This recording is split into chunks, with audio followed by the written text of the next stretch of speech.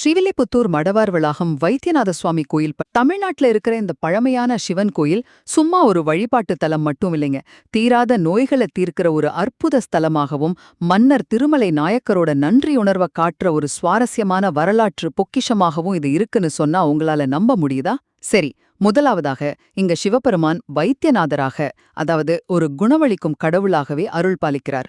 உங்களுக்கு தெரியுமா, பிரசவ வழியால துடிச்ச ஒரு பக்தைக்கு சிவனே தாயோட உருவத்துல வந்து பிரசவம் பார்த்தாருன்னு இங்க ஒரு ஆச்சரியமான தலவரலாறு இருக்கு. அது மட்டும் இல்லாம அவர் தன்னோட கால் நகத்தால கீறி உருவாக்குன அந்த சித்தாமிர்த்த தீர்த்தம் எந்த ஒரு நோயையும் தீர்க்கிற அளவுக்கு சக்தி வாய்ந்தது.